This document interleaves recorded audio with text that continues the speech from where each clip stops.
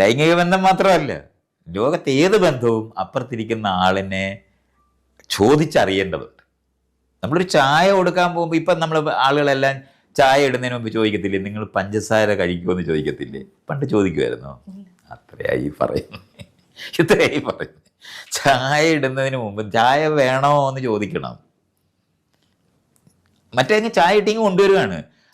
ഞാൻ തിന്നിട്ട് വരുവാണ്, എനിക്ക് വേണ്ട ചായ വേണ്ട, ചായ കുടിച്ചാൽ എനിക്ക് പാൽ അലർജി ഉണ്ട്, ഇതൊന്നും നോക്കുന്നില്ല.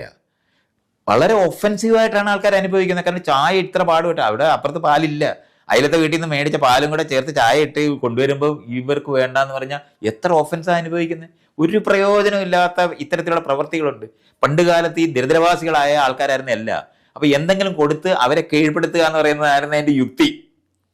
ദാനധർമാവിന്റെ യുക്തിയാണ്. വരുന്നവർക്കെല്ലാം ഞങ്ങൾ ഭക്ഷണം കൊടുക്കും, ഭക്ഷണം കഴിച്ചേ പറ്റത്തുള്ളൂ, വയറ് നിറഞ്ഞു വന്ന്